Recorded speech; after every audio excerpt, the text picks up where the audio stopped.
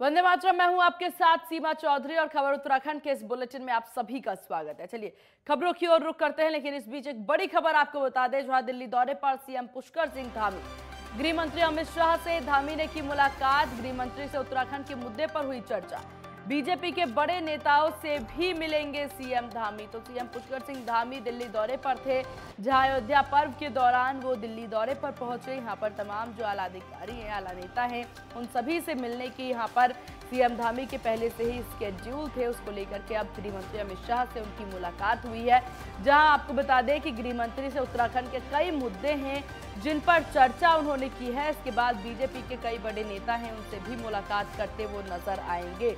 तो एक बार फिर से दिल्ली दौरे पर आए हैं सीएम पुष्कर सिंह धामी। और देखिए, इस दौरे पर भी भले ही वो पर्व में सम्मिलित होने के लिए आए हों, लेकिन उत्तराखंड के कई ऐसे मुद्दे हैं जिन पर वो चर्चा करते नजर आ रहे। गृह मंत्री अमित शाह से भी उन्होंने उसी मुद्दे को लेकर के चर्चा की है। और इसके बाद ये भी माना जा रहा है, ये भी संभावनाएं जताई जा रही है कि अब बीजेपी के कई और बड़े नेता हैं, उन सभी से मुलाकात वो करते नजर आएंगे। तो दिल्ली दौरे के दौरान दूसरी बार, जब सीएम बनने के बाद दूसरी बार ये दिल्ली दौरा है उनका, जहां वो अब बीजेपी नेताओं से मिलने के लिए यहां पहुंचे हैं। साथ ही साथ अयोध्या पर्व के दौरान उन्होंने शिरकत की।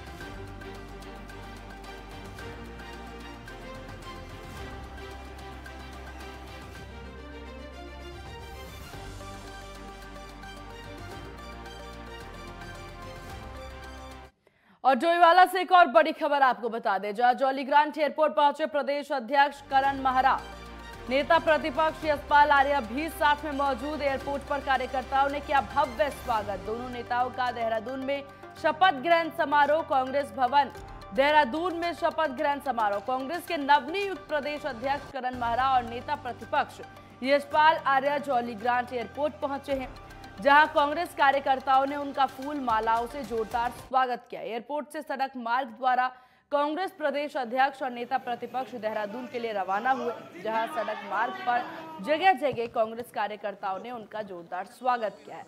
वहीं भानियावाल फ्लाईओवर के पास कांग्रेसी नेता मनीष नागपाल के नेतृत्व में तमाम कांग्रेसी कार्यकर्ताओं ने स्वागत किया। तो वहीं डोईवाला चौक पर युवा कांग्रेस नेता मोहित उनियाल के नेतृत्व में कार्यकर्ताओं ने उनका जोरदार स्वागत किया। करण महरा ने कहा कि कांग्रेस में कोई रार नहीं है, अपनी मजबूरियां हैं। कांग्रेस परिवार एक है। मेरा लक्ष्य है कि कांग्रेस संगठन को आगे बढ़ाना। बता दें कि आज कांग्रेस के नवनियुक्त प्रदेश अध्यक्ष करण महरा का कांग्रेस भवन देहरादून में शपथ ग्रहण है और आज वो विधिवत रूप से अपना पद ग्रहण कर लेंगे। तो पूरी तस्वीरें आप देख सकते हैं किस तरीके से उनका जोरदार स्वागत किया गया है तमाम कार्यकर्ताओं द्वारा। करण महरा शुरू से देखिए, जो उनके कांग्रेस के बीच में जो आंतरिक कलह चल रही है उसको लेकर के बयान देते नजर आए हैं कि किसी भी तरह का कोई कलह नहीं है और किसी भी तरह की कोई चीजें हैं, कांग्रेस को आगे बढ़ाने का कार्य उनके द्वारा किया जाएगा। ये बात वो बार बार करते नजर आते हैं।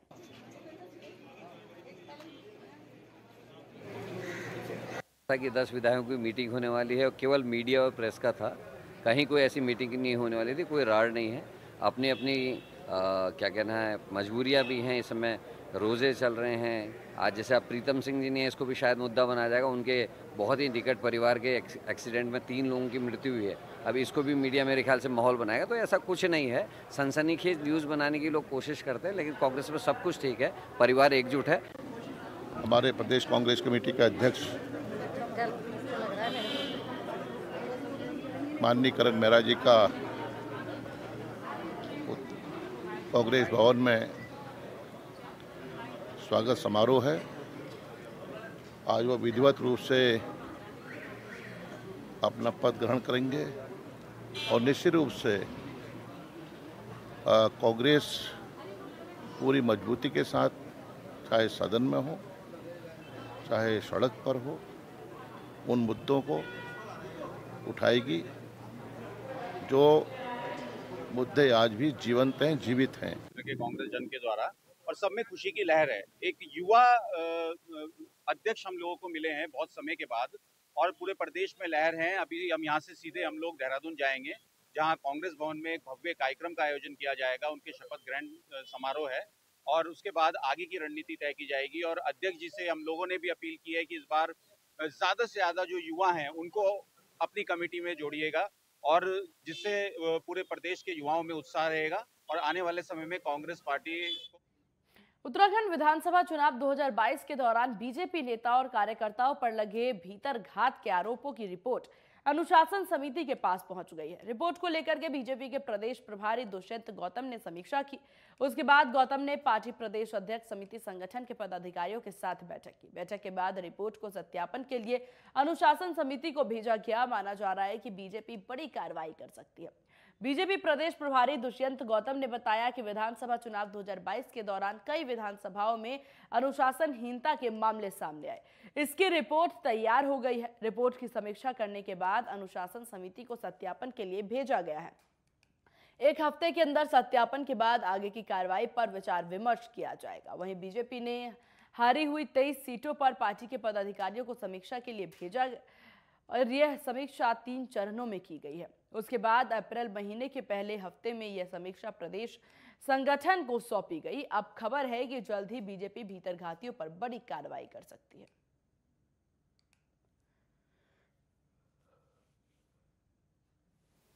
मीटिंग हम आज आए हैं यहाँ पर। हमने सभी विधानसभाओं पर कुछ कंप्लेंटें आ रही थी चुनाव को देखते हुए और हमने सारे वरिष्ठ अपने कार्यकर्ताओं को सब विधानसभाओं में भेजा था। वहाँ से कुछ रिपोर्ट वो लेकर आए हैं। कुछ जगह अनुशासनहीनता भी हुई है। उसके सत्यापन के लिए अब हमने अनुशासन समिति जो है उनको दे दी है रिपोर्ट और वो आने वाले समय में जब भी हफ्ते 10 दिन में रिपोर्ट देंगे फिर उस पर संगठनात्मक बैठकर चर्चा करेंगे सभी लोग और क्या कार्रवाई करनी है उस पर निर्णय करेंगे। पूरी रिपोर्ट अनुशासन समिति को सौंपी है। अनुशासन समिति उनका अध्ययन करेगी। अध्ययन करने के बाद जो बिंदु निकल के आएंगे उस पर फिर बैठ के चर्चा होगी। तो अभी केवल इतना ही विषय आज हम लोगों ने बैठक में था। प्रदेश में दूर दराज के क्षेत्रों में स्वास्थ्य की स्थिति सुधारने के लिए स्वास्थ्य विभाग ने कई सारे जिला अस्पतालों को अब पीपीपी मोड में कर दिया है। लेकिन आए दिन अस्पताल से कई तरह की शिकायतें आ रही हैं। कभी अस्पताल में कर्मचारी के साथ सही व्यवहार नहीं हो रहा तो कभी सही से उपचार के लिए लोगों को काफी परेशानियों का सामना करना पड़ रहा है। इसी को लेकर के आए दिन शिकायतें मिलती रहती है। वहीं स्वास्थ्य मंत्री धन सिंह रावत ने इन परेशानियों को लेकर के जल्द ही अस्पतालों के जनप्रतिनिधियों के साथ बातचीत करने की बात कही है। वहीं प्रबंधन को लेकर के जो शिकायतें मिल रही हैं उन पर एक्शन भी लिया जाएगा, ऐसा कहते वो नजर आए।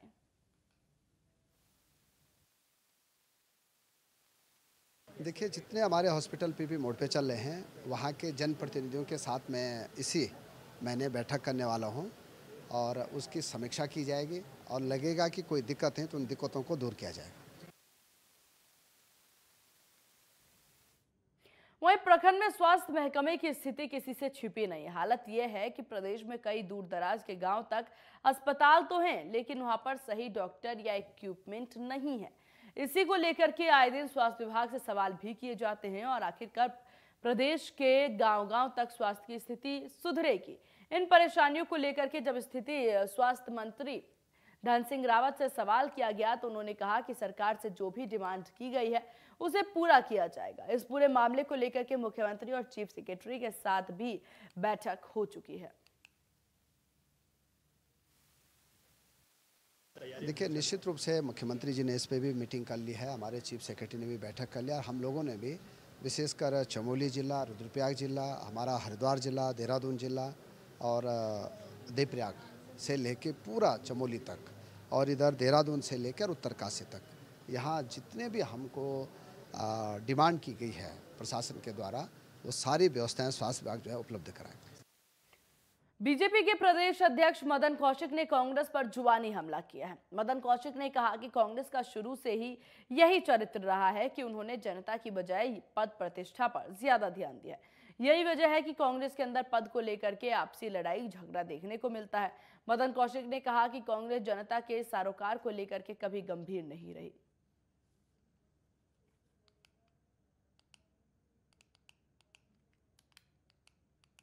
अब इस तरह का कोई प्रस्ताव नहीं आया है। जब आएगा तब उस पर विचार करेंगे। देखिए, कांग्रेस का इस प्रकार का चरित्र प्रारंभ से ही रहा है कि वो लोग जनता की बजाय पद प्रतिष्ठा पर ज़्यादा लड़ाई झगड़ा करते हैं। पिछले 5 साल में भी आपने देखा होगा, हाउस के अंदर बाहर संगठन यही उनका रहा है। तो वो जनता के जन समस्याओं के प्रति जो जनादेश मिला उस जनादेश को कभी भी वो जनता से जोड़कर कार्य नहीं करते, केवल पद प्रतिष्ठा या आपसी लड़ाई, इस प्रकार उनमें एक स्वाभाविक प्रक्रिया होती है। खटीमा के विधायक और उपनेता प्रतिपक्ष भुवन कापड़ी का बड़ा बयान सामने आया। भुवन कापड़ी ने खटीमा में पत्रकारों से बातचीत करते हुए कहा कि खटीमा सहित पूरे प्रदेश में कांग्रेस कार्यकर्ताओं का उत्पीड़न किया जा रहा है। उन्होंने अपने बयान में कहा कि वर्तमान में जो भी कांग्रेस के साथ है उनके साथ उत्पीड़न की कार्रवाई की जा रही है। खटीमा सहित पूरे प्रदेश में कई मामले सामने आ चुके हैं। भुवन कापड़ी ने प्रदेश सरकार पर निशाना साधते हुए कहा कि चुनाव के बाद वैमनस्य की कार्रवाई को छोड़ करके विकास पर ध्यान देना चाहिए। उन्होंने कहा कि दलगत राजनीति से ऊपर उठकर विकास की राजनीति पर गौर करना चाहिए। देखिए, कई लोगों का उत्पीड़न हुआ है, वो हमने पहले भी उसकी शिकायत करी है, आज भी कर रहे हैं। जो कांग्रेस के साथ थे उन लोगों को परेशान किया जा रहा है, लेकिन अब बदले की भावना से राजनीति नहीं होनी चाहिए। ये खटीमा नहीं पूरे प्रदेश में हो रहा है, आप देख रहे होंगे। तो जब कोई किसी पद पर बैठ जाते हैं तो वो एक व्यक्ति का नहीं, पूरे प्रदेश के मुखिया होते हैं, पूरे प्रदेश के मंत्री होते हैं, और जो जीतता है वो पूरे क्षेत्र का विधायक होता है। तो चुनाव के बाद उन बातों से निकलकर क्षेत्र के विकास की ओर ध्यान देना चाहिए और विकास कर लोगों को ये एहसास कराना चाहिए कि मैं बेहतर हूँ। तो मेरा ये मानना है कि जो आज की राजनीति है, इस राजनीति को सुधारने की ज़रूरत है। दलगत राजनीति से उठकर जो है विकास की राजनीति की ओर हम लोगों को बढ़ना चाहिए। राज्यसभा सांसद नरेश बंसल ने केंद्रीय विद्यालय में कोटे की प्रक्रिया पर रोक लगाने पर प्रतिक्रिया दी है।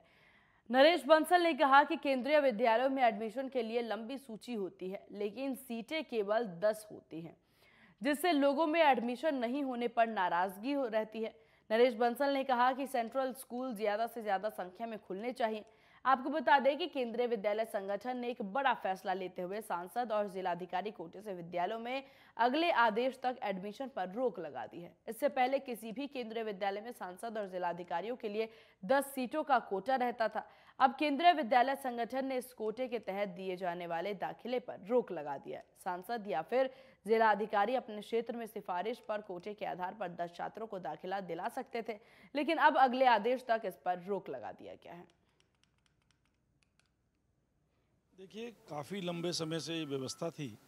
पहले बड़ी संख्या में केंद्रीय मंत्री के द्वारा भी सेंट्रल स्कूलों में प्रवेश किया जाता था। पिछले वर्ष वो समाप्त हुआ और सभी सांसदों में इसको लेकर के ये विषय चल रहा था, क्योंकि हम देखते हैं जिस प्रकार से बहुत बड़ी लंबी सूची केंद्रीय विद्यालयों में एडमिशन चाहती है, लेकिन उन सबको 10 एक सांसद 10 कर सकता है। तो देखने में आता था कि ज़्यादातर लोग नाराज़ होते थे, जिनका नहीं हुआ 10 चुनने पड़ते थे। तो दोनों ही पहलू हैं। ये भी पहलू है कि भाई कम से कम जो नीडी हैं, सांसद के माध्यम से उन 10 को अवसर मिल जाता था, उनके बच्चों की पढ़ाई का मिल जाता था। और यहाँ रुकते एक बहुत छोटे से ब्रेक के लिए। ब्रेक के बाद जल्द होंगे हाजिर।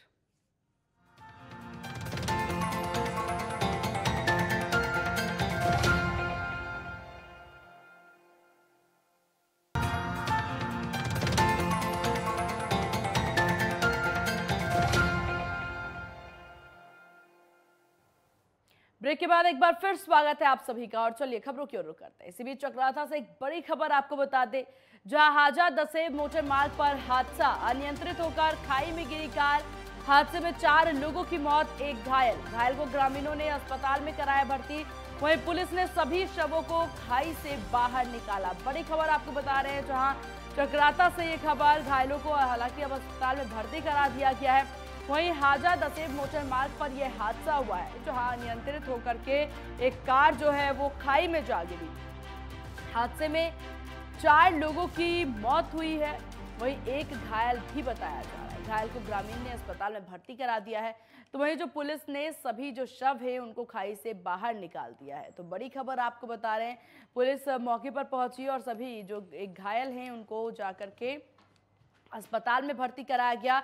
और साथ ही साथ कार में देखिए 5 लोग सवार थे, जिनमें से 4 लोगों की मौत हो गई मौके पर ही। वहीं 1 व्यक्ति जो है वो घायल हुए। वहीं घायल को ग्रामीणों ने अस्पताल में भर्ती करा दिया है और पुलिस ने सभी शवों को खाई से बाहर निकाल दिया है।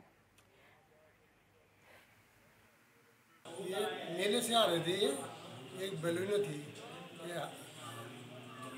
1000 दसों कॉलों से जाता है मोटर मार्ग, उस पर होता है। कितने लोग सवार थे इसमें? इसमें 5 थे, 4 तो एक्सपायर हो गए।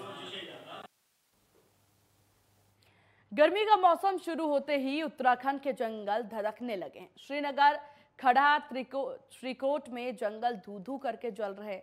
जंगल में लगी आग का धुआं कई किलोमीटर दूर से ही देखा जा सकता है। जहां एक और जंगल आग से धधक रहे, वहीं जिम्मेदार महकमा सुध नहीं ले रहा।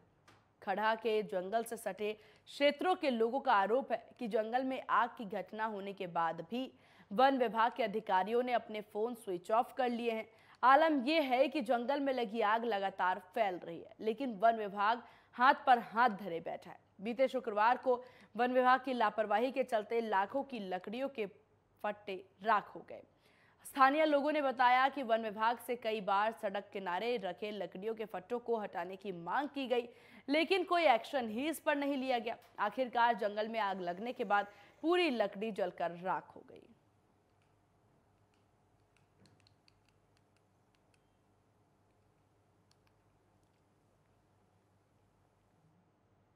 वहीं अल्मोड़ा में बीते दिन जंगल की आग से बता दें कि काफी ज्यादा लोगों को परेशानी झेलनी पड़ी। जहां जंगल की आग से रिसोर्ट के रेस्टोरेंट में हुए नुकसान मामले में वन विभाग ने बड़ी कार्रवाई की है।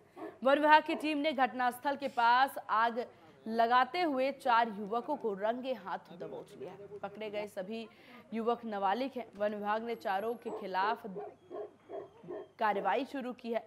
बता दें कि बीते शनिवार की शाम अल्मोड़ा के कसार देवी क्षेत्र में एक रिजॉर्ट जंगल की आग की चपेट में आ गया। इस दौरान रिजॉर्ट का रेस्टोरेंट पूरी तरह से जल गया। वहीं घटना से कुछ समय पहले वन विभाग की टीम जंगल में आग बुझा रही थी। इस दौरान वन विभाग की टीम ने 4 नाबालिग युवकों को जंगल में आग लगाते हुए पकड़ लिया। डीएफओ महातिम यादव ने बताया कि चारों नाबालिगों को हिरासत में लेकर के कार्रवाई शुरू कर दी गई है। डीएफओ ने लोगों से जंगल में आग बुझाने में सहयोग करने की भी अपील की। उन्होंने कहा कि कोई भी अराजक तत्व जंगल में आग लगाते हुए पकड़ा गया तो उसके खिलाफ कड़ी से कड़ी कार्रवाई की जाएगी। ये दक्षिणी ढाल की आग थी जिसमें चीड़ का जंगल था और तेज हवाओं के चलने के कारण ये आग बहुत तेजी से ऊपर गई और वहाँ जो पर्यटन क्षेत्र है जिसमें काफी सारे रिजॉर्ट्स तक बने हुए हैं वहाँ तक ये आग पहुँच गई।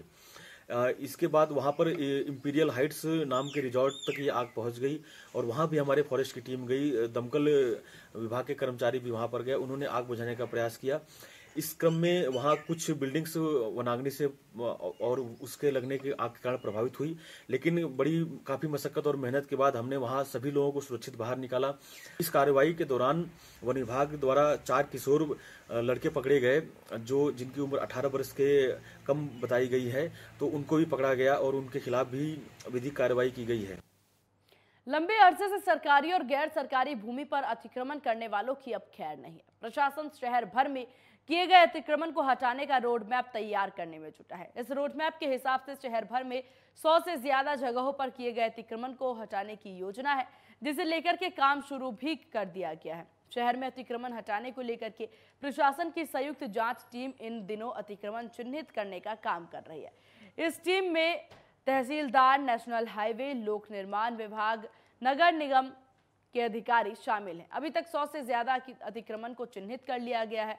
वहीं प्रशासन की माने तो मंगलवार से अतिक्रमण हटाने की कार्रवाई शुरू की जाएगी। बता दें कि श्रीनगर में अतिक्रमण करने वालों के हौसले काफी बुलंद नजर आ रहे हैं। यहाँ लोगों ने सरकारी भूमि पर जमकर अतिक्रमण किया हुआ है। लोगों ने राष्ट्रीय राजमार्ग NH58, पराग डेयरी, श्रीकोट से लेकर के मुख्य बाजार में जमकर अतिक्रमण किया हुआ है। इन अतिक्रमणों में कच्चे से लेकर के पक्के अतिक्रमण सब शामिल है।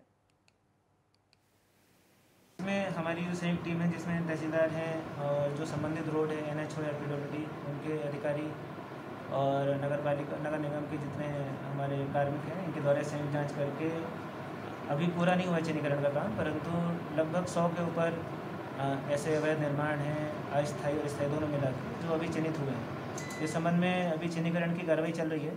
होपफुली 3-4 दिनों में संपूर्ण हो जाएगी। उसके बाद नोटिस वगैरह देके नियमानुसार उनके खिलाफ भी कार्रवाई की। उत्तराखंड के कैबिनेट मंत्री सतपाल महाराज ने उत्तरकाशी के विकासखंड मोरी में 22 ग्रामों के न्याय पंचायत मुख्यालय जखोल में मौजूद श्री सोमेश्वर महादेव विशु मेले में हिस्सा लिया। कार्यक्रम में पहुंचे सतपाल महाराज ने जखोल में गंगा होम स्टे और होटल गंगा टूरिस्ट लॉन्च का लोकार्पण किया है। इस मौके पर आयोजित कार्यक्रम में संबोधित करते हुए कैबिनेट मंत्री ने कहा कि विकासखंड मोरी के अंतर्गत वर्तमान में लोक निर्माण, पर्यटन, पंचायत, जलागमन, सिंचाई और लघु सिंचाई विभाग की लगभग 1,799.35 लाख से भी ज्यादा धनराशि की अनेक योजनाएं संचालित की जा रही है, जबकि कई योजनाएं पूरी हो भी चुकी है।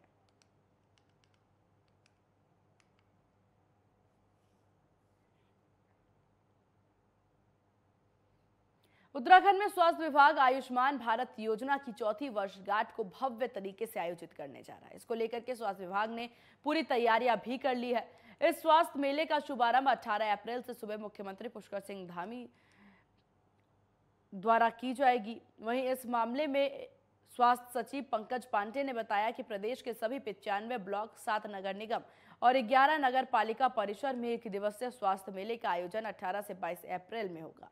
वहीं स्वास्थ्य सचिव ने बताया कि इस मेले का उद्देश्य है कि भारत सरकार और प्रदेश की सरकार स्कीम को जनता तक पहुंचाया जाए।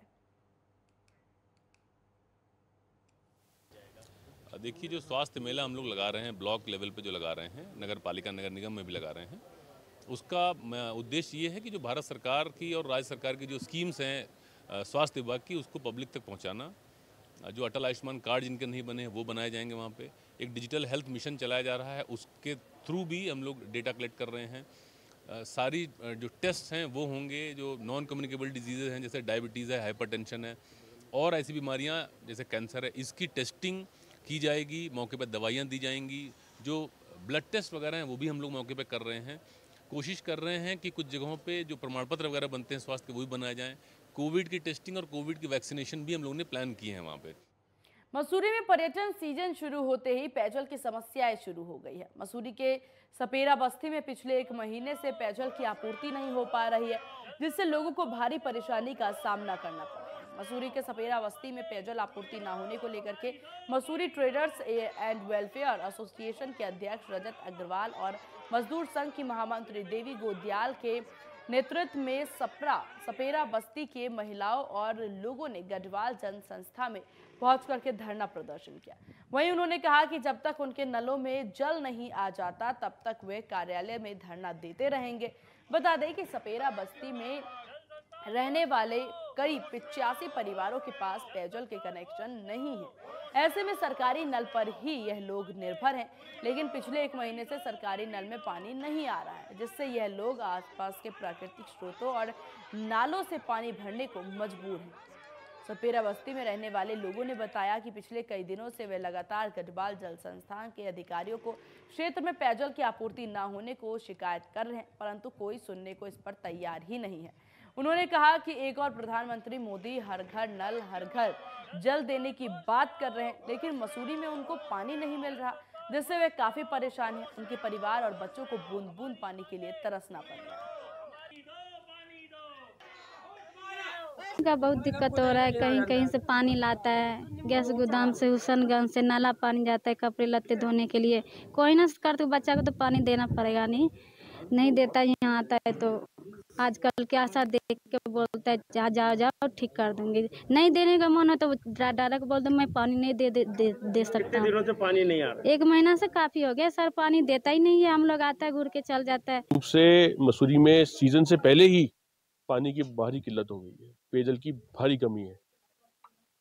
माल रोड से जुड़ता हुआ क्षेत्र जो है 12 कैंची का क्षेत्र जो किंगरेक को जोड़ता है, वहाँ पे करीब 85 परिवार वास करते हैं। ताज्जुब की बात यह है कि पिछले 1 महीने से पानी नहीं आया और हमारे कई बार निवेदन करने से, आग्रह करने पर भी कोई पानी की वहाँ सुविधा नहीं उपलब्ध हो पाई है। हमारा नारा है, हमारा यह आंदोलन उग्र रहेगा। मसूरी में जिस क्षेत्र में पानी कमी आएगी वहाँ हम पहुंचकर अपनी आवाज उठाएंगे और जल संस्थान के समस्त अधिकारियों को आगाह करते हैं कि जल्दी एक बड़े आंदोलन की तैयारी कर रहे हैं हम लोग। इन्हीं खबरों के साथ खबर उत्तराखंड में बस इतना ही। बने रहिए नेटवर्क 10 के साथ। जय हिंद।